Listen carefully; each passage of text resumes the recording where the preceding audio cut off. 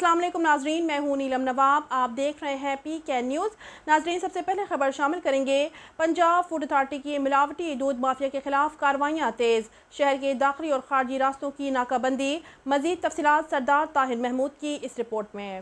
Punjab food authority کی منڈی بہاؤدین میں علی الصبح ملاوٹی دودھ مافیا کے خلاف کارروائیاں۔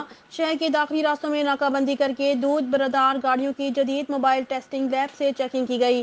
دودھ میں پانی کی ملاوٹ ثابت ہونے اور فیٹ کم ہونے پر 1200 لیٹر دودھ موقع پر تلف کر دیا گیا۔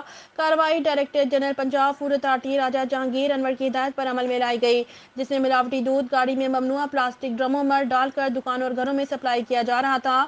راجہ جہانگیر انور کے مطابق ملاوٹی اشیاء خودنوش کا استعمال انسانی صحت کے لیے انتہائی مضر صحت ثابت ہوتا ہے۔ دودھ میں ملاوٹ کے مکمل خاتمے کے لیے جامع پالیسی لا رہے ہیں۔